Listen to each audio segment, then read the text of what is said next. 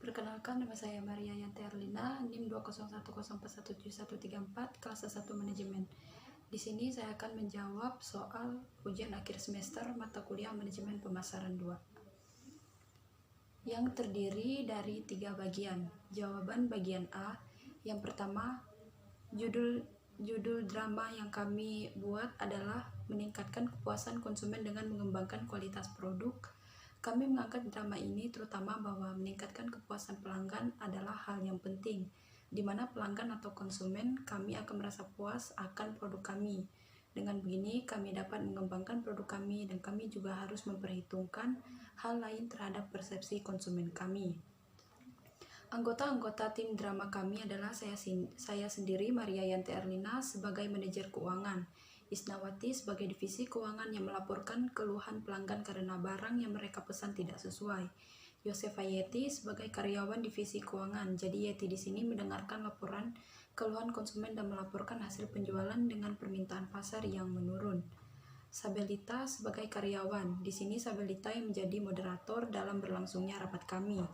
Enil Elvija sebagai customer yang menelpon ke divisi keuangan kami karena produk yang Enil pesan tidak sesuai. Benedikta Dwi Juniarti sebagai karyawan divisi keuangan menjelaskan bahwa kami mengambil kas-kas bulan sebelumnya bisa mengadakan promosi dan menyimpulkan hasil rapat kami. Clara Celia sebagai sekretaris, jadi Clara di sini sebagai sekretaris Pak CEO yang memberikan laporan yang sudah dirinci oleh notulen divisi keuangan. Juli Talitan sebagai customer service yang menerima laporan keluhan pelanggan. Laurentius Alberto sebagai CEO mendengar laporan akan penjualan kami dan menyampaikan kepada manajer keuangan untuk menaikkan gaji karyawan. Jawaban nomor 2. Isi drama kami ini adalah di mana kami mengadakan rapat karena ada kendala yang harus kami sampaikan terutama pada divisi keuangan. Pada rapat kami, karyawan divisi keuangan menyampaikan keluhan konsumen akan barang yang mereka pesan tidak sesuai dan melaporkan hasil penjualan kami yang menurun begitu drastis dikarenakan kurangnya peluang pasar dan ternyata tidak diterima oleh masyarakat atau konsumen dan permintaan pasar yang turun sebanyak 40%. Dan karyawan divisi keuangan pun menyampaikan ide untuk melakukan kegiatan promosi melalui e-commerce dan memberikan pendapat untuk bekerja sama dengan investasi global, dan akhirnya perusahaan kami meningkat dan banyak mendapatkan laporan permintaan pasar dan tidak mengalami penurunan. Dan Pak CEO menyampaikan kepada sekretaris untuk menyampaikan kepada manajer keuangan untuk menaikkan gaji karyawan. Jawaban nomor 3. Judul lagu pemasaran kami adalah promosikan produk. Yang dapat saya pelajari dari lagu ini adalah tanpa pemasaran yang bagus, pastinya itu tidak dapat menarik pelanggan. Jawaban nomor 4. Kesan saya sangat menyenangkan. Banyak yang dapat saya pelajari, bagaimana cara meningkatkan kepuasan pelanggan, bagaimana kita bisa memahami apa yang dibutuhkan konsumen, dan banyak strategi untuk meningkatkan penjualan maupun untuk meningkatkan kepuasan pelanggan, mengenai brand ekuitas hingga sampai terciptanya pelanggan yang loyal dan lain-lain. Jawaban bagian B. Yang pertama, kualitas, tingkat baik buruknya atau taraf atau derajat sesuatu. Biaya, pengeluaran modal yang digunakan untuk menghasilkan suatu produk berupa barang atau jasa. Pengiriman, kegiatan pemasaran untuk memudahkan dalam penyampaian produk dari produsen kepada konsumen. Jawaban nomor 2, prediksi tren marketing selanjutnya adalah membuat iklan terprogram atau programmatic atau advertising, berarti menggunakan AI untuk mengotomatiskan pembelian iklan sehingga kamu dapat menargetkan audiens yang lebih spesifik.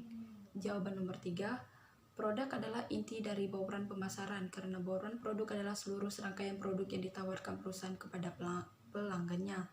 Price, yang berarti harga, adalah nilai moneter yang harus dibayar oleh pelanggan untuk memperoleh atau memiliki produk suatu perusahaan. Promotion mencakup berbagai cara yang dapat Anda gunakan untuk berkomunikasi dengan audiens.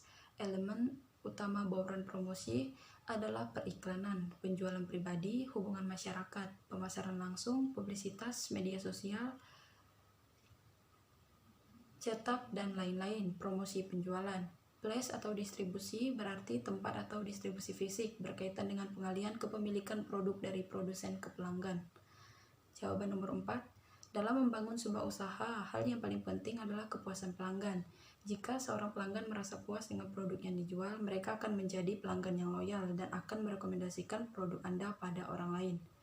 Jawaban nomor 5, performance atau kinerja merupakan karakteristik operasi dasar atau produk inti dari suatu produk.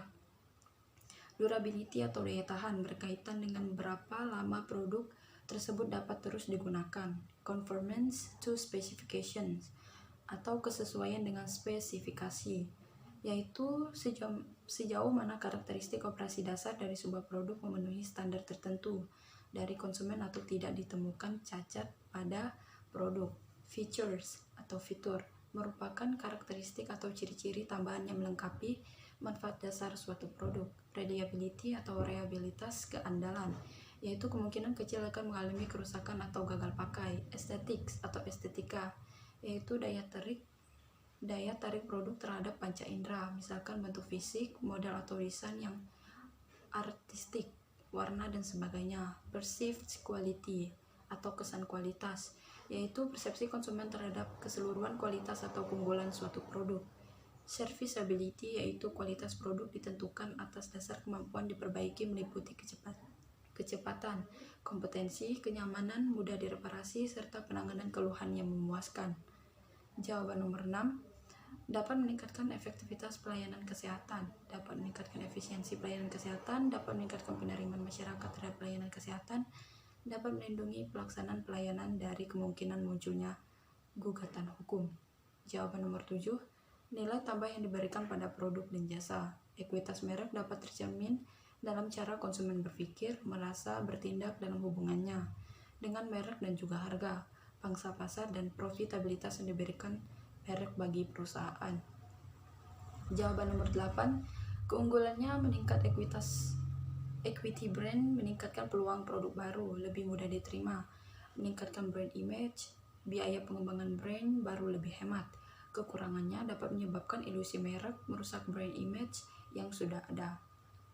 Jawaban bagian C, judulnya Prediksi Karir dan Tren Digital Marketing di tahun 2022. Perusahaan yang belum mulai akan mulai, dan perusahaan yang sudah mulai akan serius untuk bangkit 5-10 tahun ke depan.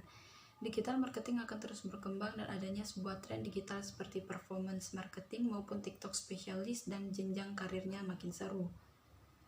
Judul yang kedua, 9 tren strategi digital marketing tahun 2021 untuk mendukung branding dan promosi bisnis Anda. Judul yang ketiga, strategi penetapan harga dalam menentukan harga. Haruslah berpikir berapa harga yang akan sesuai nantinya.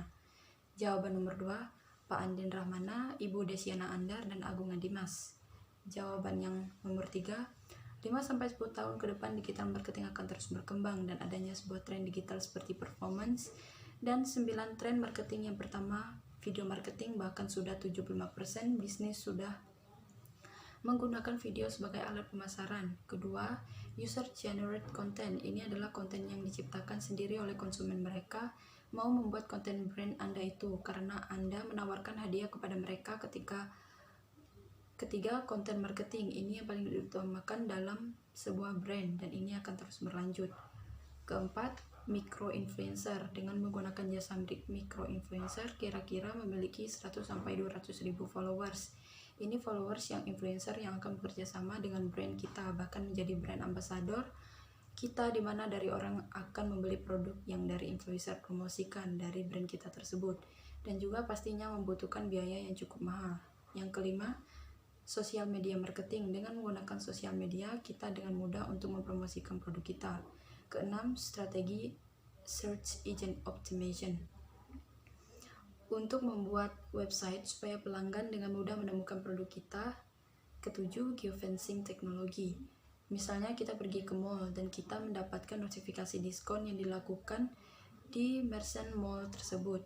Geofencing ini memungkinkan bisnis untuk menargetkan calon konsumen yang berada di wilayah tersebut. 8. E-commerce. Menggunakan e-com platform untuk menjangkau pasar dengan cakupan yang luas. 9. Omnichannel marketing. Praktik pemasaran yang menggunakan banyak platform mulai dari website, sosial media. Strategi penetapan harga ini sangat penting dalam menetapkan sebuah harga produk kita. Oleh karena itu, kita harus menentukan dengan matang. Jawaban nomor 4, jika kita sudah menjalankan suatu bisnis, banyak yang harus kita perhatikan.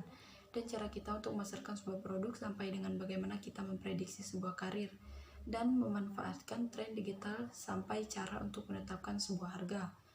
5. Manfaatnya saya dapat memperoleh informasi dan banyak belajar dari ketiga video tersebut. Mengetahui apa yang saya tidak saya ketahui. Cara yang untuk menerapkannya adalah dengan mencoba, memulai, dan dipraktikkan.